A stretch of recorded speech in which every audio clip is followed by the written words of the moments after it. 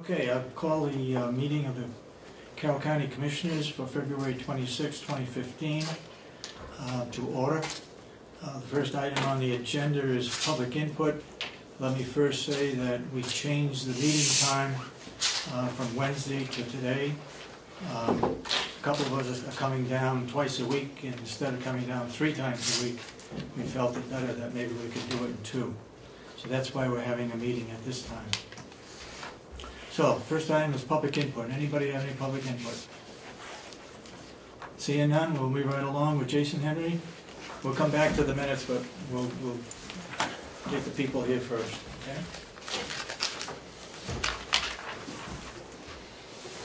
And Cheryl is taking minutes for today because of meeting times and days changed that our regular recorder couldn't be here. Go ahead. I'm sure. Call me over and want something. Give a quick updates. Looks like with this next hire, we'll be up to full staffing. If knock on wood, hopefully we can keep them for a little while. Yeah. Jinx it if you say it. I don't know, I'm trying. Well, I know I'm jinx it. Got the new rates for the heating, and I worked with the downstairs office, so it looks like there will be some cost savings that can be brought forward tomorrow to the my sub-budget committee meeting on heat. So yeah. Hopefully that will. What types of figures are you coming up with? Approximately with the new figures with the contract stuff. I don't know if you guys have you talked about that. We have. Yeah. Okay. Looks like instead of the 115,000 asking for, it looks like you can ask around between 80 and 85,000. So there's going to be a significant decrease. I just need to look at a little further, make sure that because of this year's cold, it won't be too far off. But there's a significant decrease in what we're going to be paying. Do you know what we were paying before? Babson would know, but I don't. I think our average was I think our average was about $1.60. I think it was. I think about that. But you know, if we're saving 50 cents a gallon on 180 gallons, that's $90,000. So that's a big savings. Yeah, so significant savings there. Okay. The only thing that, and we have to be a little cautious of it, is that you can take the difference in rate from year to year, but you can't take the difference in degree days. And chances are we're not going to have a colder winter next year than we've had this year. But if we did, we'd be burning more propane. And then, but you know, that's the unknown. That's just hard to budget. Is that when you get into degree days? And I mean, I looked. There's a weather site that I go to all the time, but in the month of February, we had 18 days where it was 0 or below. It's one of the coldest months. Unbelievable. Yeah. Well, downstairs looked at, Kathy Armstrong looked at 2012, 2013 of how many gallons we used. Yeah. And we haven't done 2014 yet, but taking an average of there, where we're kind of at to project out where we need to be and make it comfortable, so we think we're going to be at a comfortable number. Great. Tomorrow's again, sub-budget committee meeting at 9. Okay. The only thing nothing has changed. We'll both be there. Yeah, nothing has changed on that except for I do need to ask for another $1,040 more in the telephone expense. Reason for that being is we have a new server in. Our stuff gets backed up to that and then sent off to the cloud. Okay. That's going to take care of our backup issues, and when we lose stuff, we've gotten hacked a couple times, we've lost some things, we put it back up. Our upload speed from our backup was only at a 1.1 to 1.5. It needs to be at least 3, if not 5, for upload speed, as we talk to IT. Cheaper to pay about $117 more a month than it is to buy another server. Mm-hmm. Okay. Because what it does is when it goes to the cloud, we get instant backup. We've lost a lot of data in the past few weeks because of issues with being hit. There's a lot of emails going around now that are being cyber attacked. If you don't know who it is, don't open the attachments. So we got to put that on staff over and over again because we've been hit a couple of times. Just delete them if you don't know 100% who it is. But for everybody, but they're throwing them that way. That's about the only thing my budget that will change for tomorrow, unless, of course, we talked about with if they opt not to go with the contract, I'll have to put $33,000 more back in the budget for medical expenses. Otherwise, I removed the $33,000 in savings from us moving to that other plan. And if you take that, and what we're gonna make for income, it's a 3% increase on my budget if you counterbalance, because I put in for tomorrow too as well, they wanted a line with some money put in there for us taking on boarders. Conservatively, I put in 3, which is about $62,000, with the 16,800 for phone and the 7,000 for electronic monitoring, and $33,000 in savings for insurance. We've more than covered. I've gone past already what the contract is, but with any impact on that contract. The contract is what, 67,000? For around there. about 62 to 64,000. Okay. Overall with retirement and everything else. Yeah. Oh, okay.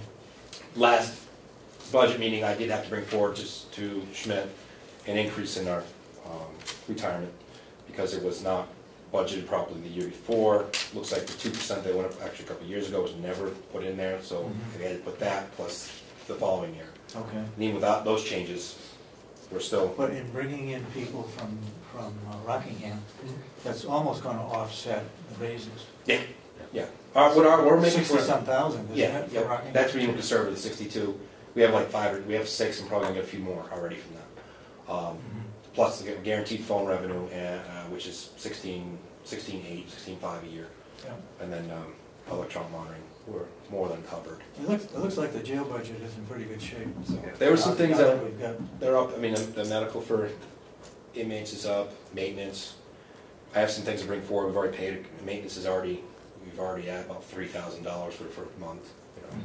Again, it's wiring and boilers and those kinds of things. Yeah. Some of them are up because of cost increase, and some are up because they weren't budgeted properly in the past. So you get two things that are affecting you. Yeah, the biggest one in the budget, two biggest things, retirement wasn't probably budgeted for. The heat, now that it can go down, the electricity, those are your biggest ones. I mean, and again, it could go down again if they say no on the contract. The salaries will go down, but the insurance will go way back up. Yeah. So depending on which way you want to go, But we should get that finalized tomorrow, hopefully. Yeah, that's what Representative Schmidt was. Yeah. He was hoping to get that wrapped up tomorrow. Yeah. The last thing I have is something for you guys to look at. I don't know if it's something you want to use, but when we talk about line item requests and moving money, I gave you one before, kind of similar when I looked at it. Other counties, this is kind of what they use. Don't know something we want to adopt as a county. I have 2 different ones. Basically, you come in is where you're going over, why, what do you want to move it to. Commissioner signing off on it, the commissioner sending it off to the delegation, and the delegation signing off on it. It's just a cleanup form.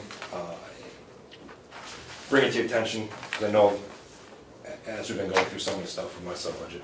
And you can, that gives you a nice audit trail that you can track where you were and where you're going with it. So I don't know if it's something you want to look into for the county or not, or at very least I'm going to lose my money. It is for the year 2014. I know you've sent me a couple of them. at least two letters saying that you're over in certain areas. Do you want me to go back all 2014 and go through it? Do that, Yeah. Can you? There's no money to pull from, but because we're over the bottom line, but hey. Well, it's got to come from somewhere. Well, that's where. We got to cut out of nursing home if they got extra money left Right. over, or Well, when I find it, I'll be glad to bring it over. Well, that's what I hear. Some will have to be open-ended. This is where I'm over, and I can try and move anywhere I can to cover things, and then there'll be here where the commissioners have to look at where they would want to move that from. I didn't know if on here too if you wanted to put. I don't know what threshold it is. You want to go with $1,000 that this needs to come forward. Normally, we have a policy. If you think you're going to go over, by $1,000, you're supposed to come to the commissioners. It's something I can add on here just to prompt everybody if you think you have 1,000. So. Yeah, it's $1,000 right now. I don't know if the delegation's going to change that. But I can change this and I can give it to HR if it's something that you want to use. It's pretty easy and keeps a trail. Do you want that from all departments for last year? Everybody that's over, Yeah. we're supposed to have a list. On any line item. By line item. Yeah, I'll fix that and give you a copy. Okay. That's Is there anything else? all you have for right now. How's your area being plowed? Fine. What we did this winter was I instilled evening shift. They park over here on this side, closer to the farm, so there's nobody in their way. It's a straight shot. They can come right through and plow. We use the inmates and to take out sidewalks, and Joe comes in the morning, finish up the rest of the snow blowing. So there's nothing in their way. Yeah. When the first shift comes on, they park there, and then they can plow out back here where the evening shift parks. Any idea how many inmates you can let out to help Will shovel sidewalks? Have a couple? Yeah. 5 or 6? Yeah. It depends on right now. Probably 5. We can send out. Have more females that are coming in. So right now he has I believe he had 2 females out and 2 males out working on the woods. So.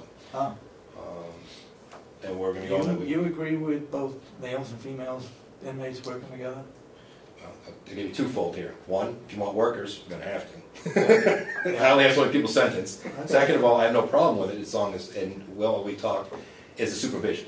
Yeah. If he keeps them supervised, last year worked out well. He had some ladies working on the gardening, Yep. and they went to separate areas, and then they worked together. When they worked together, 100% supervised by them. Mm-hmm.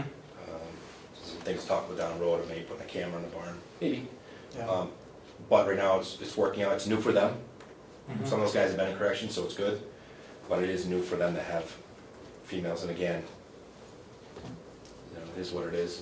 You have enough female correctional officers, right, to cover each shift? Yeah, we're very fortunate, actually. We've hired a lot of females in this past year. Our other jails Really? other jails are hurt, and we're very fortunate. I think we've hired more females than males. Must be your good looks.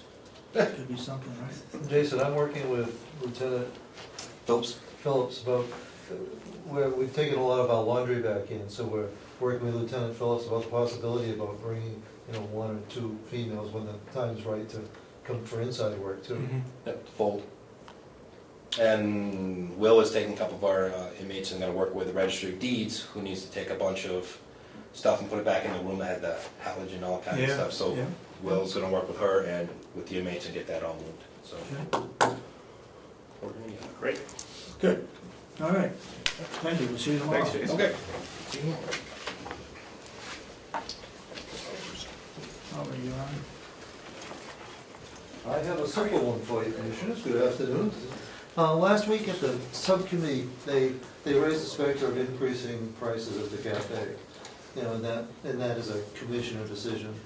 They recommended 5%. I met with Rob, who couldn't be here today. Rob felt that, all things considered, 6% would be more in keeping. So you know what the implication of that is. Based on forecasted sales of $60,000, that'd be an additional $3,600 a year for the 8 months. If it started in April 1st, that would generate an extra $2,400 in 2015. I mean, it's not huge dollars, but I don't think their concern was in terms of adding to the revenue line so much as they just didn't want the county giving things away that should otherwise be competitively priced. Yeah.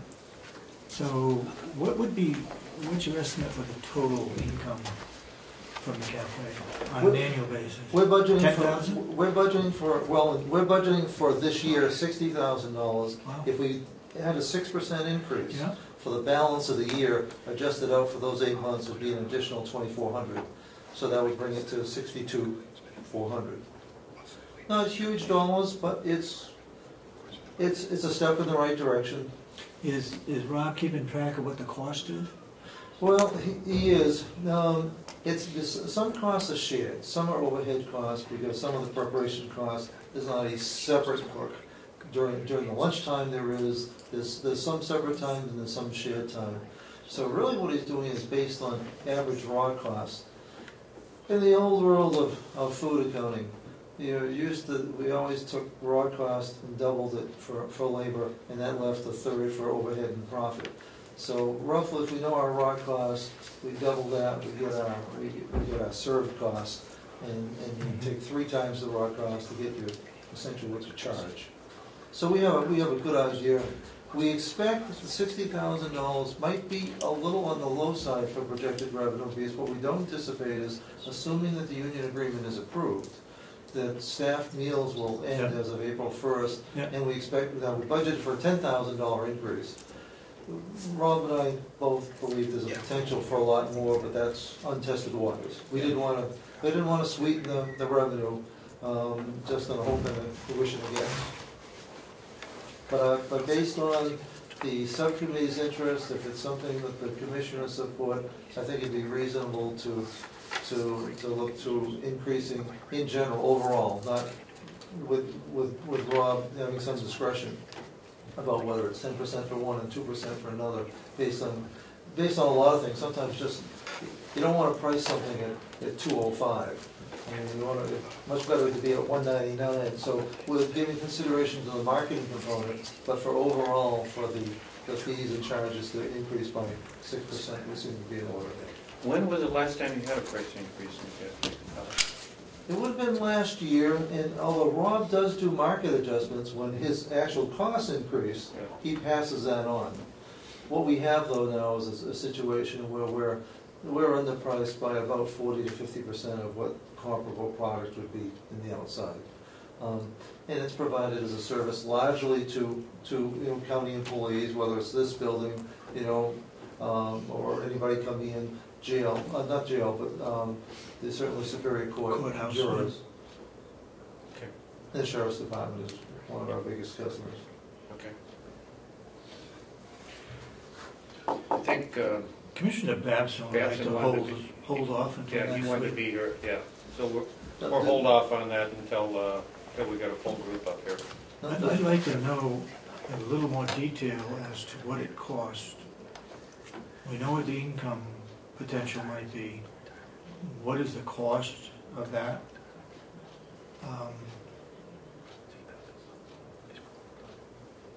Something that's realistic, may not be quite really accurate, but close No, as to what we might expect as an income from that. we're gonna be getting a much truer picture going forward, assuming the contract, because the cafe was also the vehicle for serving the no-cost staff meals. Yep. And that was a hard part. Once you added that into the mix, it made it really difficult to figure out, well, what part of the work went into the staff meals, what went into the cafe meal. Yeah. Once we take that out, we're going to be able to give you a very reasonable estimate. So that, we can do that this year in a way that would have been difficult last year. I want to ask you about the M&As. Correct. We increased in union contract because they didn't get a increase last year of that 40 cents as a LNA. In order to be an M&A, they have to be an LNA. Correct. And so they argued about that, and we put in, I think it was $5,200. Is that, you record that? Well, we did. We took monies, because what we realized is that our real hiring problem was at the low end of the LNA.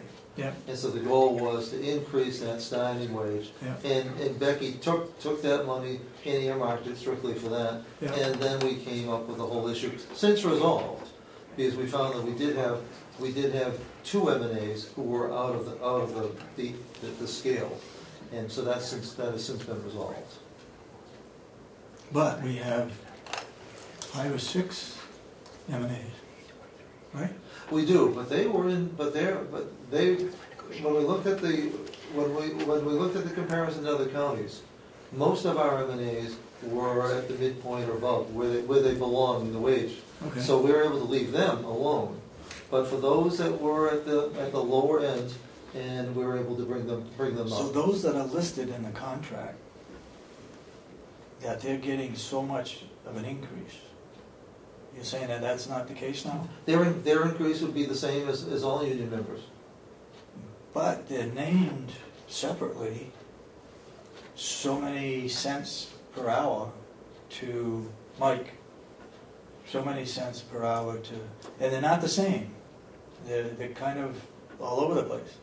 I think the total increase was $5,200 to make up the difference of what they didn't get as an LNA last year. Oh no, and that could be for those that were affected. But going forward in the 2015 budget, Yep. they're getting strictly the same increase per contract, per collective bargaining agreement, as any staff, which doesn't matter whether they're an LNA or an MNA or a nurse. Okay. But do you recall $5,200? The total cost, we looked I'll at get it, it from we Kathy. looked at it individually. I don't know what it was in the aggregate. But it was one of those things where, yes, you have to be an LNA, but you're only working as an LNA roughly 1 day a month in order to keep your qualifications as an LNA. Yeah. It's a judgment call. That should have got straightened out at the state level. Well, it's... Yes, it might be a requirement to be an LNA before you can be an MNA. But once that's done, why would we have to work 1 day a month as an LNA to keep that qualifications? Well, and you're right. The appropriate, in my bias, the appropriate way would be to license MNAs separately. Yeah. Right now there is a MNA certification, but not really an MNA license. They should be licensed and supervised by the Board of Nursing separately. Shouldn't that be brought up with your affiliate? Well, certainly can. It's typically not a problem because it's really defined typically in every situation, and we need to here as well by the work rules. Case in point, when our MNAs work as LNAs, they get paid as MNAs. I know. That doesn't have to be. That's not. I don't believe that's only 1 day a month. That's just 1 day a month. But it ends up being. We can define that in house. We actually created part of our own problem. Because once upon a time, and I'm not sure when it happened, it was agreed to pay MNAs essentially a premium over their LNA rate. We should have a separate pay scale for MNAs that's not related in any way to the LNA That's scale. right. So we've created somewhat of our own monster here. I think we can disengage if we get a separate pay rate for MNAs, LNAs. Even though you have to be one, you have to be a citizen. You have to be a number of things. But if you're going to be an MNA, this is the deal. And it's kind of like you said. If you don't like it, don't be an MNA. But I don't think we're far off from being able to do that. Okay. How do you think the plowing was done recently? The plowing is being done well. Will and his group, the sidewalks are great. And as Will and I talked, the real issue, it really ends up being salt.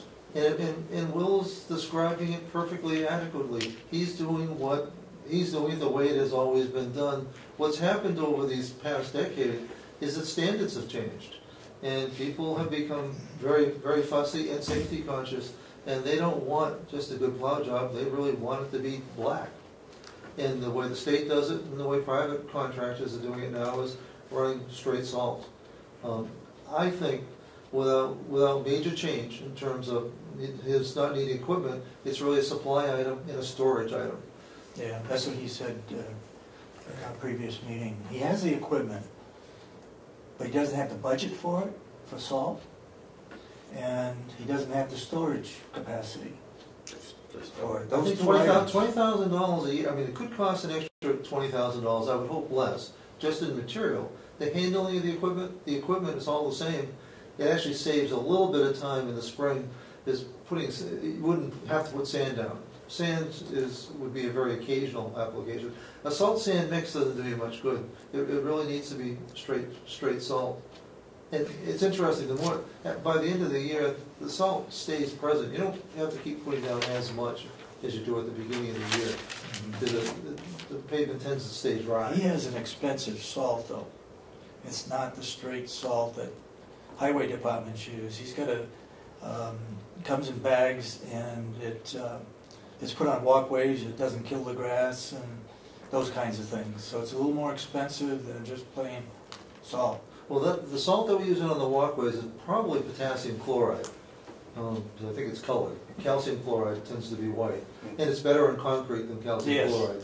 Yep. And which is fine. But the nice part is we have granite curbing everywhere. You can put rock salt on the roadways without corrupting the concrete on the walkways. I think we'd want to continue with potassium chloride on the walkways, and it takes very little. And that might, but he really needs to be getting tractor trailers. He needs to be getting from the same source that the you know, from that the towns are, which is really essentially going to, I forget the name of it, Morton Salt, Portsmouth. I mean, there's only about one place to get it, you know. The issue is, though, Howie, is that if we put a salt shed in here, that's a specialized building that the state is gonna get involved in. I mean, ours was contaminated down in Wakefield, and we had to have concrete and steel and a specialized floor and everything else because they don't want that salt leaching into the underground. So if we're gonna go to pure rock salt, it's more than just buying the salt. Now we have to have a specialized building to store it. It is storage, but typically, as long as you're doing it on a concrete pad, You can't put it on concrete. on though. block, you can't do that anymore? No, you got, Because I look at all the town sheds around here, Well, and they're pretty much pole barns they're with. grandfathered. but they're grandfathered, and now they're using asphalt, not concrete on the bottom. And it's lined because, of course, the rock salt goes after the concrete. Yeah.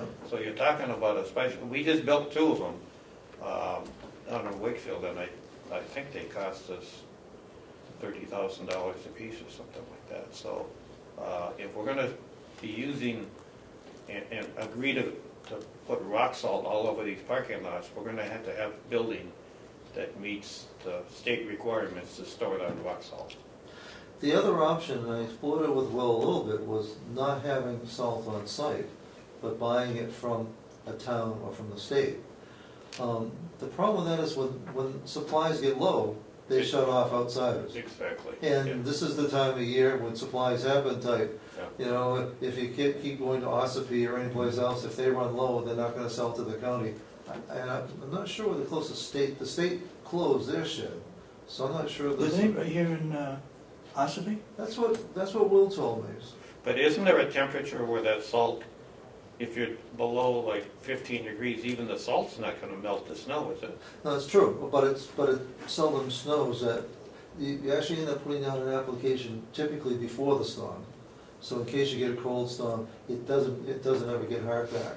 I don't think we're specialists in applying salt. We need to talk with somebody that You know. does it. But we get all kinds of road agents in the state. I mean, there are all kinds of specialists in this close by. We're gonna have to have people, apparently one company has already been in to look at the facility, according to Will. We need to get others in to look at it, to find out what it would cost for them to come in and plow it as a private contractor. I said we need to have it in writing. And Will said that the one that was here claims he couldn't do it under 100,000. Just believe My only suggestion to you there, and I passed this on to Commissioner Babson, is every time that I went out for contract snow removal, I found it much more advantageous to do it by the storm. Granted, you don't have the predictability of knowing what the absolute maximum is, but when you do it by the season, you pay for the absolute maximum, unless you get in a multi-year agreement, you do take a little bit more risk, but I found that it ended up being much fairer, and you also didn't have to run the risk of somebody going out of business mid-season or taking a loss and walking away. I think Commissioner Babson has a contract for across the street from Brooks, who does that work. So we'll look at that and see if we can come up with some other contractors that could come in and plow. Just to get a figure as to what it would cost to do it. Which is good. Now, but you remember, you also have a sunk cost in terms of having the equipment and the manpower already. Oh yeah, I know. So I know. So you get that won't go away if somebody else comes in. Yep. So that's Yep. And I think with very little dollars, Will and his crew could meet the specifications, but that's my advice. Okay, you got anything else? That's all I have. Got anything for? No? Thank you, Jeff. Okay, Will, you came in just at the right time. Thank you, sir. Good luck. Every day. Good afternoon. I don't have too much for the commissioners here.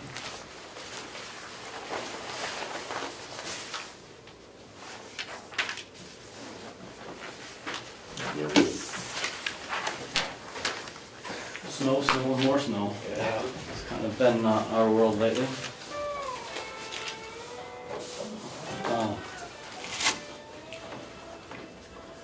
plowing, pushing back snow banks, everything to going around. The guys had to go around, take a couple days to get all the snow away from the windows, from the residents' windows, because they were starting to be blocked and they couldn't see out their windows. So it's pretty much consumed the last close to 2 months, at least 6 weeks now, probably. All of our time for the most part. We've been rotating our guys, trying to ideally stay here at night and then have the guys work in the daytime. The staff has been working really hard. We're doing a really good job. You know, from Wayne to Mark to Joe, they've all done a really good job. We've been low on inmates. You know, we've been running two, probably had three, but primarily 2 inmates to do most of the shoveling and snow blower. So it's been a tough last few weeks, but they've done a really good job for what we do. There's been some different discussions on the complex of if we want to change the philosophy and the direction of the way we do things around here, which we can discuss more and get some more information, but that'll of course be the commissioner's decisions on what you folks would like us to do. Before you came in, we just discussed that you need more money in your budget for salt, and you need more storage area, or come up with some kind of alternative. If we're going to be buying salt, storing it, I'd like you to check with the state on what the requirements are to store salt, because of the leaching into the towns. A lot of the towns are having to rebuild their salt sheds because they don't meet state requirements for storing salt. So if you could find out what those requirements are, just so we have some knowledge. I mean, if we do buy salt and store it, and you start salting these parking lots, I want to know beforehand what the state's going to require to store it properly. Right. Because luckily in Wakefield, we got the new salt shells built before the state came in and contaminated them. But we had some big issues down there, and a lot of the towns are running into those issues. Yeah. And I don't know if they do it on tonnage or what the requirements are, but somebody in the state would know about how much salt you can store and what kind of storage facility has to be in. So check on that before we go too far down the road on buying, the thought of buying salt. Let's see what we need here to do properly if we are going to buy it. See what the cost is to get started on that. Yeah, storage is my biggest concern on the requirements, but I'm not very experienced with buying straight salt. We usually just buy a little bit to mix it with the sand, and the sand's always available locally. But you hear a lot, you get these big winters, and then all of a sudden you hear these salt storage shortages and such, and I would want to not be in that case here. So what we have now for storage area, even if it was all fine for the state,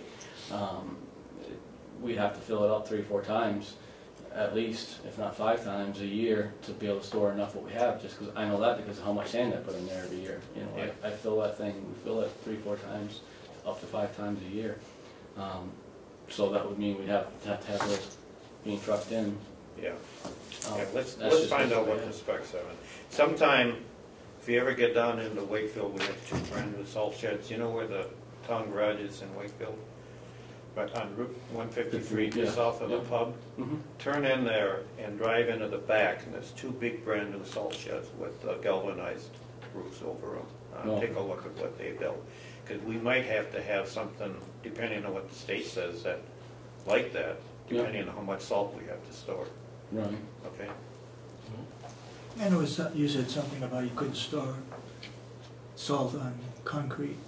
A lot of places, I mean, there's only a certain kind of salt, concrete that's really impervious to salt, and I think that comes from Italy for the most part.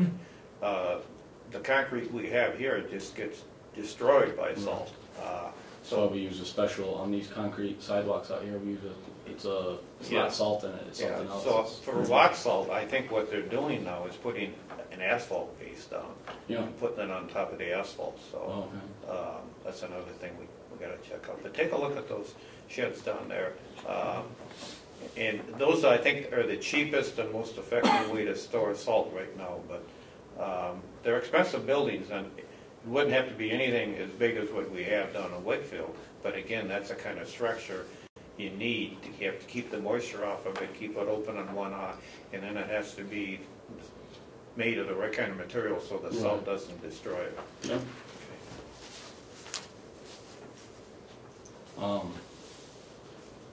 So yes, that's what's been talked about on the complex. You know, we've got a lot to look into, and I'll try to bring as much as information. Okay. Some of it's going to be a learning curve for me too, because I haven't put straight salt down. We've always done a salt sand mixture, primarily sand. Yeah. Which isn't bad.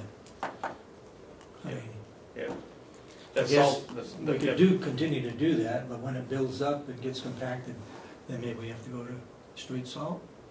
Or do we put straight salt down to start with? Yeah, I think you want to go, from what I've been told, and is you want to go with some salt to start with, because once you get that hard pack on there, if it's not warm enough, you're not getting it off. You can't Or get it becomes real, I describe it as a mealy or whatever. It starts to loosen it up there, but it's not enough to scrape off. Yeah.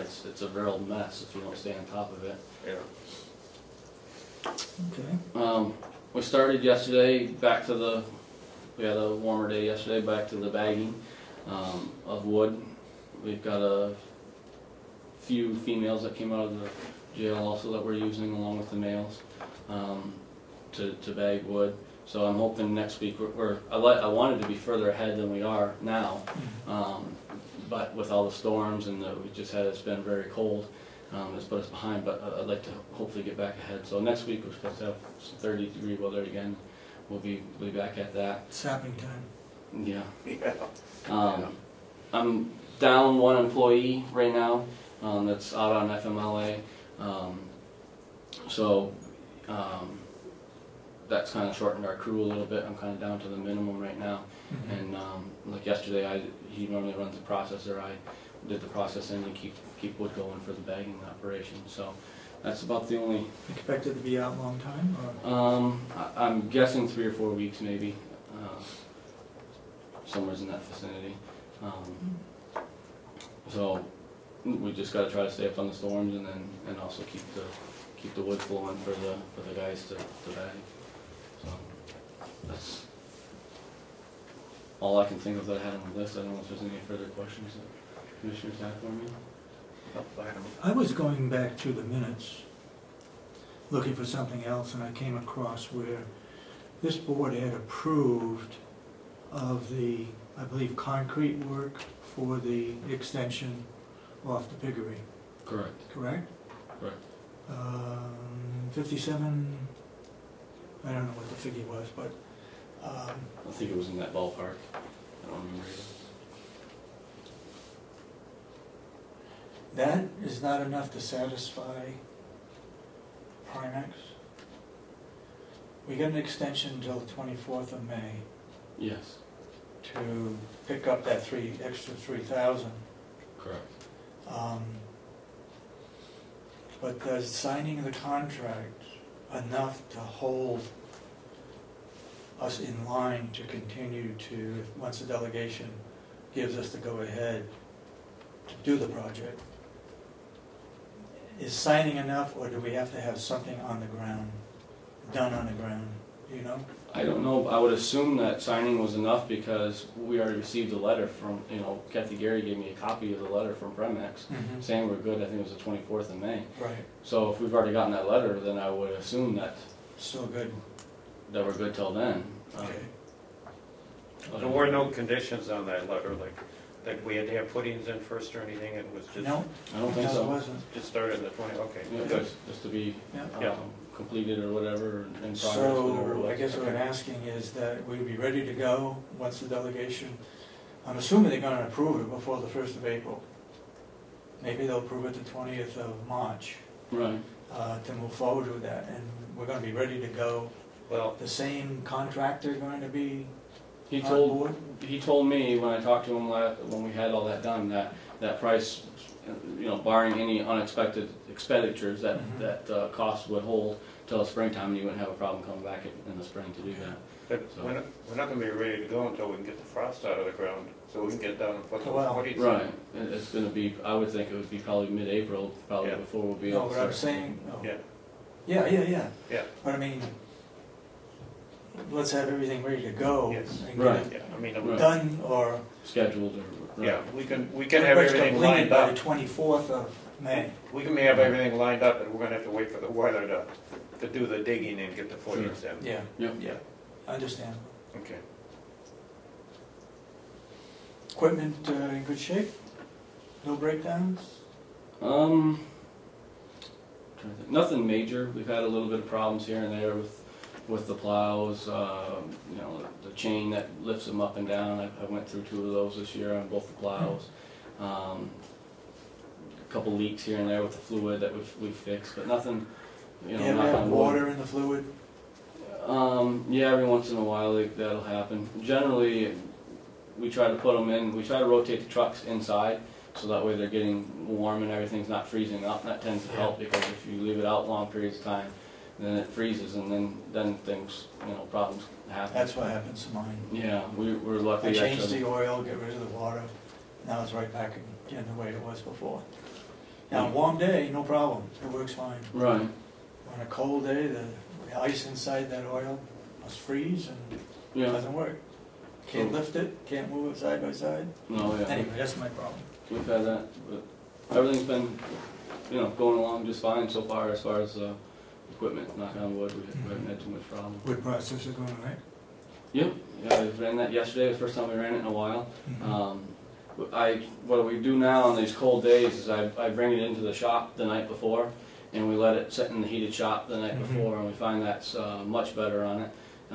The hydraulics and everything start running a lot better right up in the morning, instead of having to, you know, we still let it warm up obviously, but instead of going real slow, it takes off a lot better. So Now, once you get the extension, where's the wood processor going to sit? Inside that? no, it'll sit outside. It'll still sit outside. Right. So how do you get, the extension is to store firewood, regular size firewood, before it gets split by inmates and so forth? No, No. well, no. It's going to be all split and everything as it comes off the processor, goes into the truck, and then the extension is so that way it's a high enough ceiling that the truck can dump it, I see. and it's undercover. We're going to do that, or we've also been talking about possibly putting a window in that building, the extension. If we need to, we could try and just have the processor dump it right into there. But Because that's what I was thinking. yeah. you know, most of the time the processor's out back, so that way most of the mess and everything is out back. So it would be to put it in the truck and then have enough height and area for the wood to stay dry. At what point do the inmates split it finer? It Or really, don't they anymore?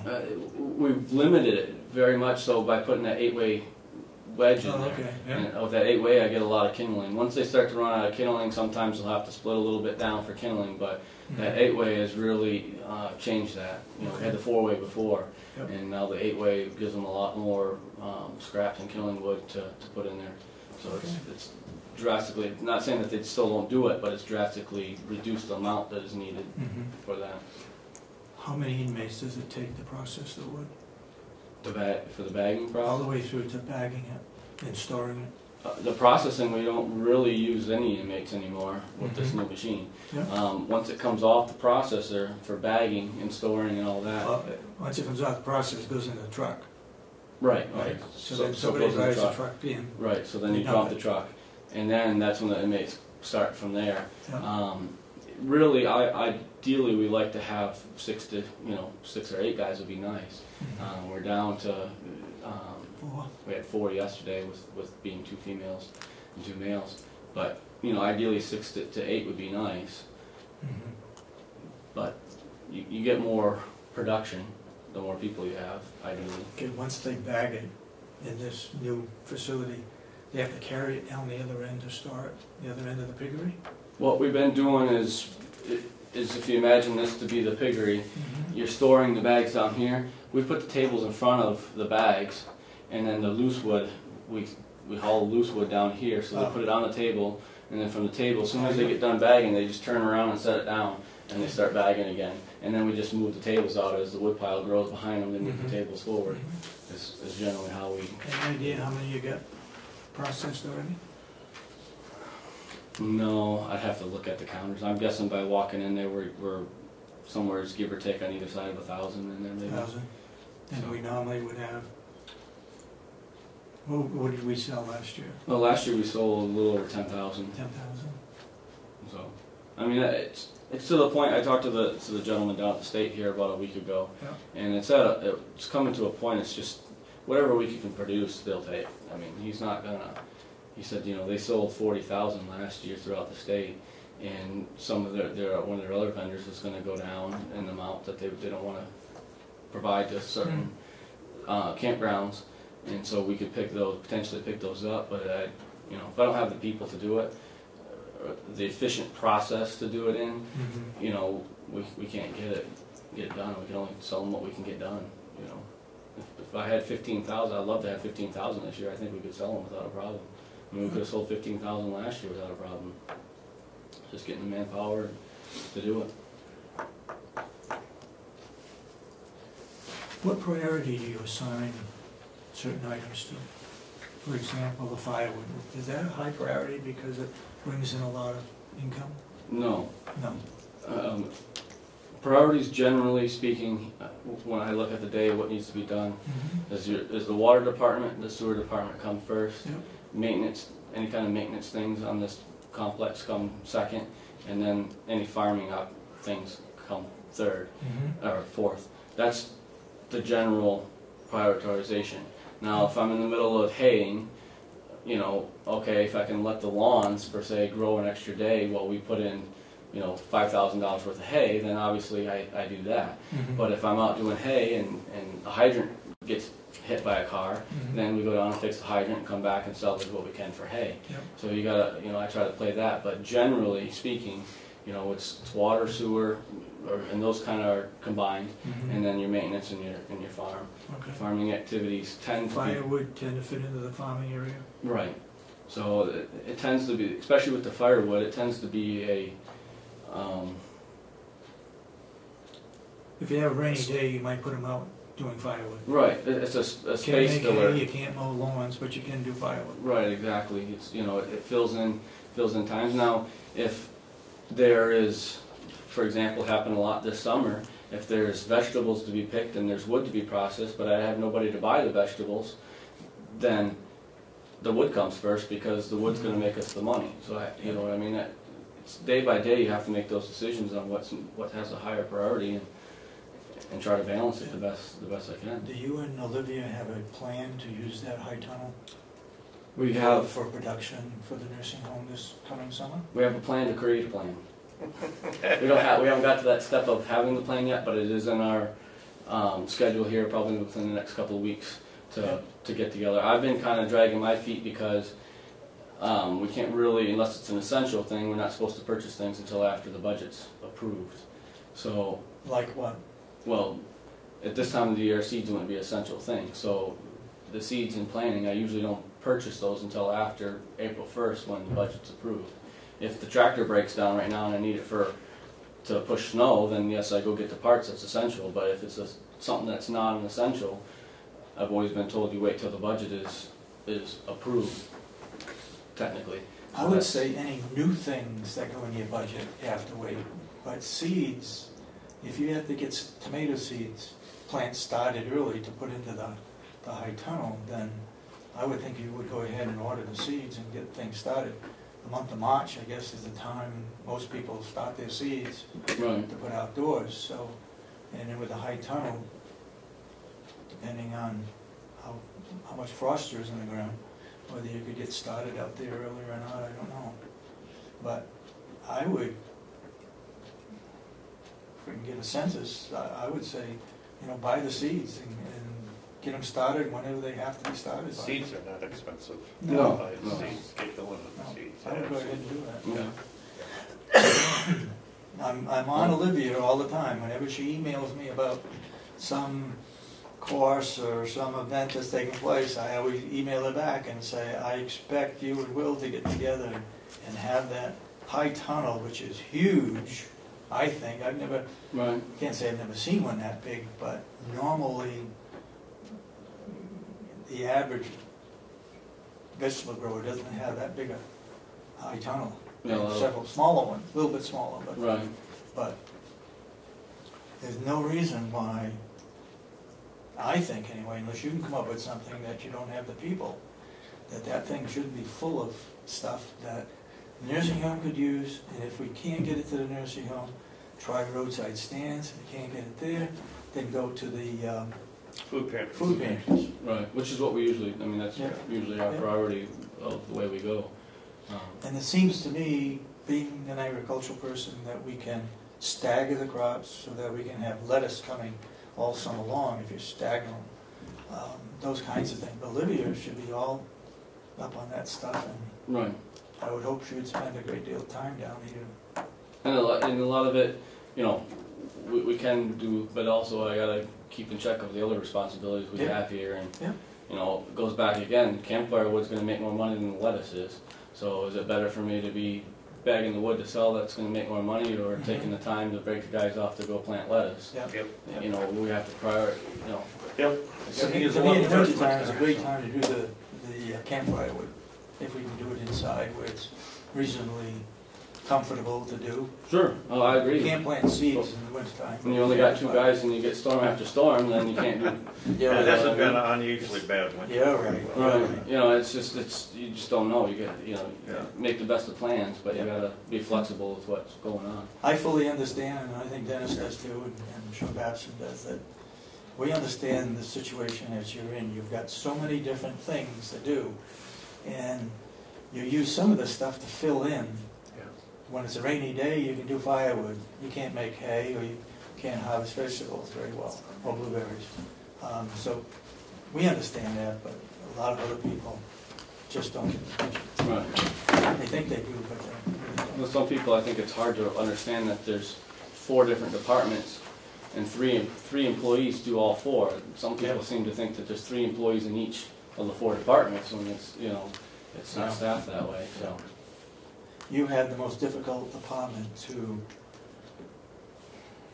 how do I want to say it, accountability is very difficult. I mean, you're all doing the jobs, but it depends on what's going on at the time as to what you do. And people can't understand that. there's They're not several flexible enough.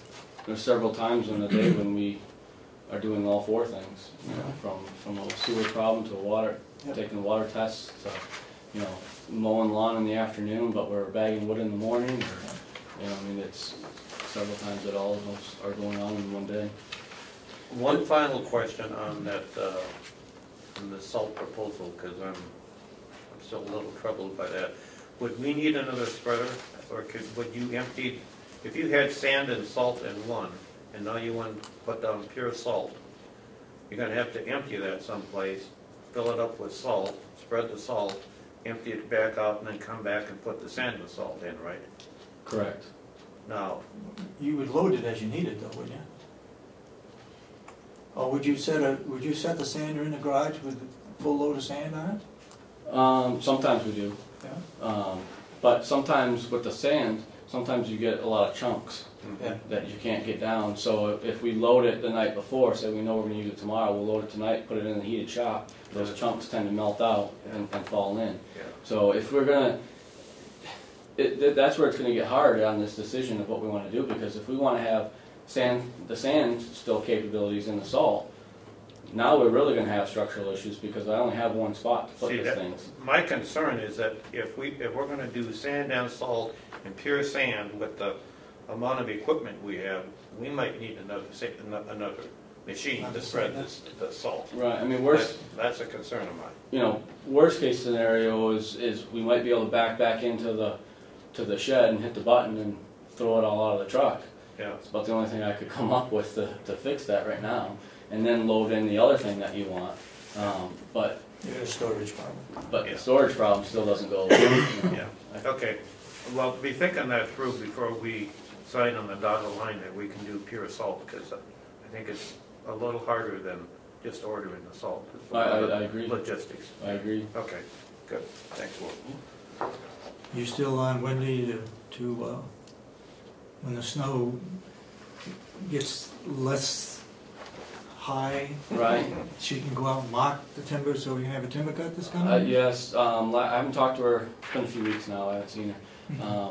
So busy with this and whatnot, but last I know, in the fall there in November, December, she was doing a lot of marking. She was, And she might have been pretty close to having all the marking, and I think she wanted, her plan originally was, mud season in March or whatever, when they close the roads. She thought that would be the best time to advertise it, because most of the loggers have time to go do bidding at that point, right? Mhm. So that was her plan, and then late summer or whatever, we would do the cut. Yeah. So I think she's been on track with that. I'll have to give her a call again. I haven't run into any meetings with her recently. Mhm.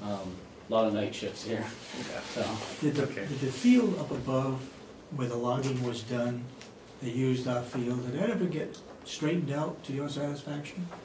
Yes, I mean, it's It got replaced? and got replaced. Yep, they Seeded down and everything? Yep, they did. Okay. So Okay. Thanks, Will. Thank you. Will. have a good weekend. You too. Hey, Tom. Morning, Tom. Afternoon, Tom. How we doing?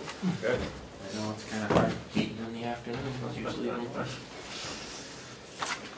So I'm here on two matters. Okay. One is the old office that we used to utilize across the hall, and I've spoken to Jerry, and he said I should come back to the commissioners, but I guess it hasn't been used the last year or whatever, but That little one? yeah, I just like to be able to use it and Yeah. make sure that it's all right with the commissioners. Sure. So, I'm speaking. Absolutely, absolutely, yeah. because I really need to at least get that privacy You thing. need so- privacy. Yeah, so we can meet with people. You're using the one right across the hall too, right? Right, but Okay. we share that with everybody, so I guess that's kind of like the delegation room, except Betsy does the scheduling for that room, and then your office does the scheduling for the delegation. Yeah, So we just do that, like the sheriff's department had to use it for an investigation, so they called us the other day, but this one here, it's just collecting a lot of office stuff or whatever, and so it's Okay. kind of filled up, and I just said. You wanna speak? Yeah, I thought we were gonna use that for a part-time office. You were gonna use it, well, you haven't got that person yet. Okay. Well, and the other thing is I know because when we were using it before, that was the previous HR's plan too, but apparently now they have the treasurer's office, that's another storage area right now that's not being utilized by the treasurer, which is the other office on the other side, so if that one was cleared off. Is there one next to Jerry's That- place There now? is one next to Jerry's Yeah, office, that's but not it's being still used. all the Jerry's stuff in there, basically. Yeah, so, and the thing is that, this stuff that's either good stuff or not, just collecting space, it just needs to go over to the nursing home or wherever you wanna put it, but it's up to you, so. And I just said, we'd help you or whatever the situation, but I think there's enough manpower to do that, but I just wanna, Maybe get- that office down there would be better for your part-time person than this one across the way. Yep, that's Be fine. closer. That's fine. I mean, it's just a matter of just however we need to share until we can get the other, issues which Jerry's working on too, so. Okay. He just feels like he's being pulled, so I just wanna make sure, so that's okay with you then? Yep. Okay, so I'll just update him. All right. And the second issue, Commissioner Miller asked me to look at the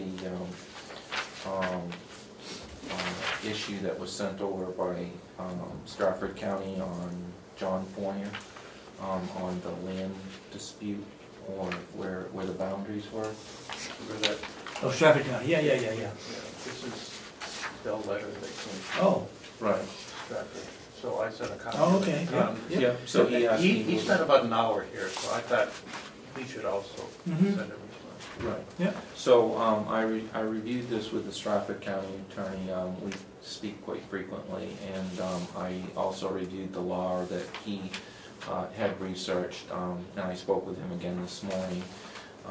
So I find that his analysis of the situation is correct, and that Mr. Fournier, although unfortunate, apparently there's more information than is in these 3 documents, but you know, his position and his case needs to go to the Superior Court, but it's not going to be it's not within our authority. Even though it's along our boundary line? Well, the issue is that the law is pretty clear that when the selectmen agree, then that's the way it is. But if they disagree, then the remedy is through the Superior Court, and that can be initiated. But because they're in agreement apparently, and that's, you know, not within that, or if the issue was of an unincorporated town such as Hales or something like that, where the commissioners would then step in as the selectmen under 51.8, I think it is, then there's nothing really we can do here. Yeah. I was just thinking that because it was a boundary line between counties, Right. I don't want to get into it. No, but it's in here that we truly, as counties, don't have any jurisdiction whatsoever. Yeah, I mean, it's, I've kind of you know, dealt with these issues, even historically in different land issues, and it comes down to preambulation and things and the rules of, you know, how it goes. So, you know, I mean, he certainly, I think he may even have an action, I don't know. He may, it's just we can't really get involved with it. Right, I mean, we can only get involved if there's a disagreement or something like that, and then, you know, we can, or the Superior Court then can step in statutorily. So I sent it to Tom because I got this from Leo, and I thought we could just bring closer to it. Both counties agree and send a letter out to John Fournier. Yeah, and say, I mean, I don't have all the specifics of his case, and therefore but it's not really within our realm because it's not something that we can do either. I mean, I have no, you know, the Stratford County Attorney seems to have put a very sufficient time into the research of this, and I don't see any disagreement. Okay, so are you going to write to him, or would you prepare a letter that the commissioners sign and write to him, or how do you want to bring closer to this? It's if you want. I don't know what he asked you, but I mean the real. No, I wasn't here then, so I guess I'll ask. I mean, because I don't really know as we have anything to do, because I mean he did bring it there, and there's no real difference between here and there. My understanding is he came and met the commissioners last fall and spent about an hour here. So I just think we owe him some kind of response that we've investigated it and the counties can't get involved in it. Yeah, I mean, if you wanted to, either way, it doesn't matter, but I mean, just tell them that the 2 counties we've reviewed the research of the Stratford County Attorney, and I find it consistent. Why don't you write that up first? All right, I'll try and dictate Just something. yeah, and then we can sign so it. that we at least say we responded. Yeah, and then we looked into we it. can close it off. All right, fine. Appreciate it. All right. Okay. Great. Thank you, Tom, for doing that. All right. Anything else? Okay, thank you. Did you get your storage stuff straightened out from over the nursing home? Yeah, I think. Still working on it. Well, no, I think we do. It's just, you know, the logistics of it, and Jerry's looking into a couple of things on the sprinkler and, you know, things like that. And we did meet with a delegation, and I don't think they were opposed to the shelving. So, you know, I think, but I guess it's the overall project of the scanning and things that is going to, you know, then dictate how much of it we're going to deal with. Yeah. So. Somebody told me that even though you scan it, you've got to keep the original copies.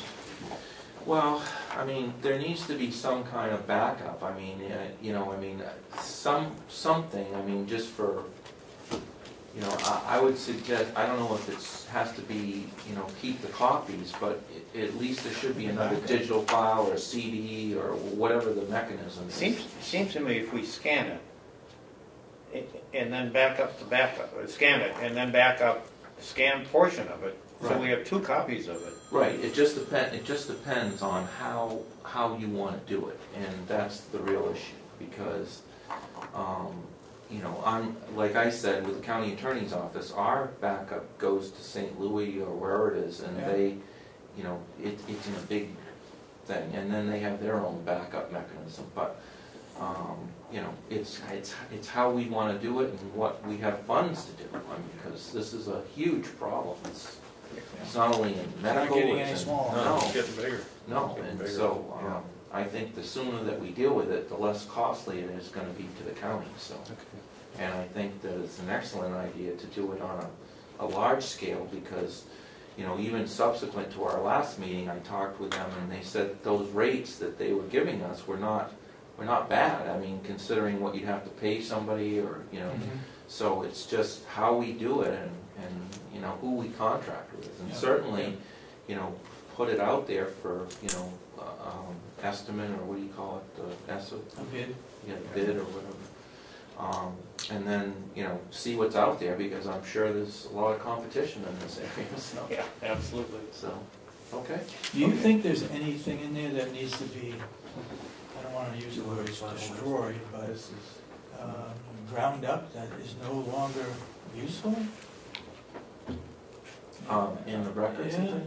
Oh, well, I'm sure it's just more than files in there. There's a lot of junk in there, there's things that need to be taken care of that I've just noticed, but people haven't been looking at it in probably 20 years, so, I mean, I opened one box and there was more than files in there that have to be dealt with. Is there a statute of limitation on any of this stuff, or isn't there? Yeah, we had one of the associates do some research and things like that, but she was collecting the different things, but there is some years on statute of limitations, but there's that hesitancy because they're criminal investigations, and I can just say that, you know, even recently, we've had, you know, things from years ago, and then all of a sudden something will pop up that might be outside of what is the acceptable norm to, you know, and then all of a sudden you get that case that is outside of that, and you wished you hadn't done it. Yeah. So that's what the hesitancy, right from the Attorney General's office down is, or any county attorney's office, is to destroy anything, because, you know,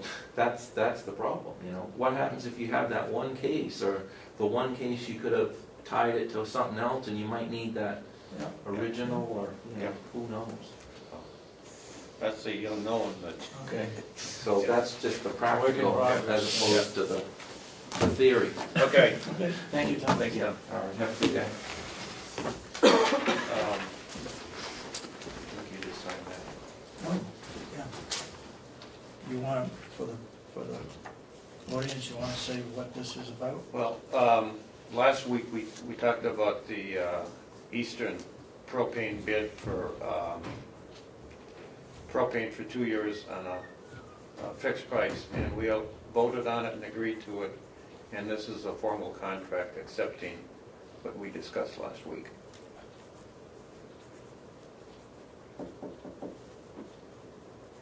And the price The price is $1.14 per gallon? per gallon for 360,000 gallons.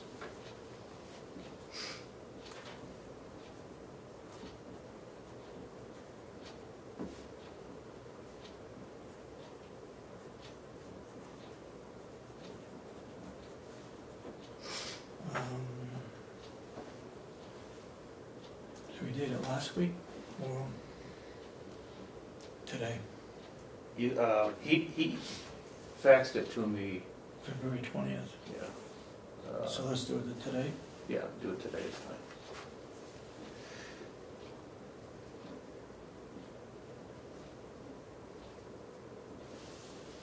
And Cheryl, if you can send him the original and keep us a copy on this, appreciate it. Cheryl is keeping all bids now, Okay. and also where they are sent, what newspapers they sent to individual companies, Okay. and the Okay. bids. Okay. Well, I was real happy with that, Yeah, being able to lock in on a price like that. I guess so. Perfect timing. Yeah, yeah. Right when the prices are the lowest, we have to renew the contract, so it worked out great for us. You have a copy of the minutes, last week's minutes? February 20th minutes? Yes, I do, right here. That should be there.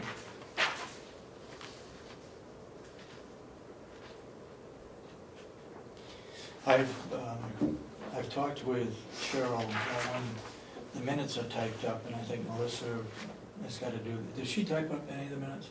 Yeah, she does. She does. All right. For example, motion to enter into non-public session, RSA 91A3 2A. We got to have a reason in there according to one of these things that are on the front page. In other words, that motion there should say 91A for dismissal, promotion, or compensation of any public employee.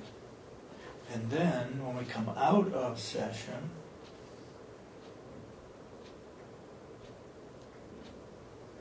we need to state what one of those three items on the back page affect adversely the reputation of any person other than a member of the board.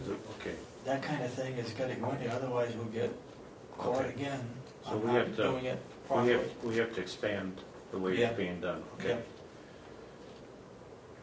And everything is on roll call.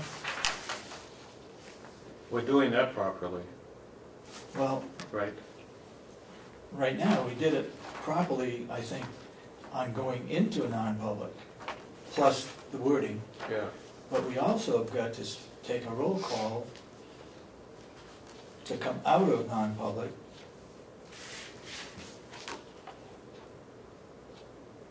I thought we just had to take a roll call to vote on the non-public, but we also have to do a roll call to come out of Yes. non-public? Okay. Yes.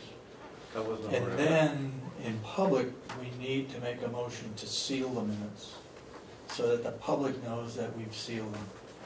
Okay, well, But these, in this particular case,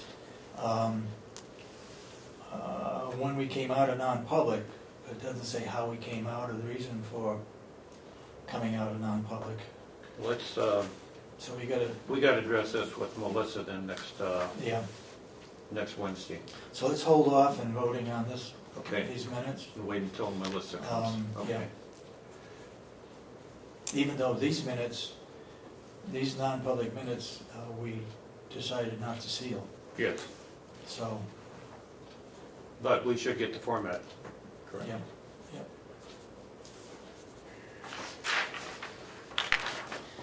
Okay, let's hold off on these minutes and make sure you put these back in the agenda for next week. Okay, anybody, John, do you have any public input? No, sir. No? We don't have any public input, so,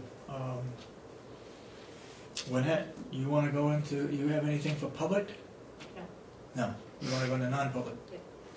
The 91A3 paragraph E, which is consideration or negotiating of pending claims or litigation. Okay, I'll make the motion that we go into non-public under RSA 91A3 paragraph E, consideration or negotiation of pending claims or litigation. I'll second that motion. Roll call then. Aye. Aye.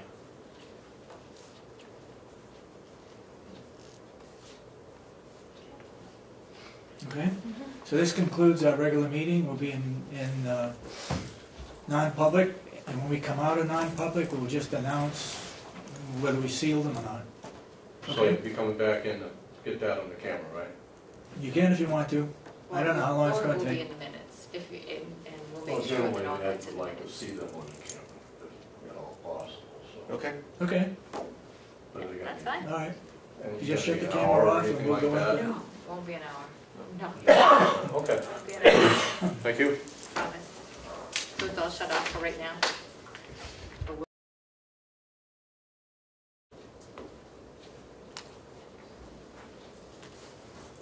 Okay, we went into non-public to discuss hiring a legal attorney to represent the Board of Commissioners in County. Superior Court litigation. And I guess we can say we would hire Liz Bailey if she would accept it. We have checked with the county attorney. He claims that he could not represent us because of the particular area of expertise. And therefore, we're not sealing the minutes. They are open to the public. So we did come out of non-public, by roll call, and we're not sealing the minutes, so, and the information has been given out as to what we did in non-public, so I think we're straight. I think so. Okay? So, do I have anything else to bring up today? Motion to adjourn. Second it. All those who support the motion say aye. Aye. Aye. So voted.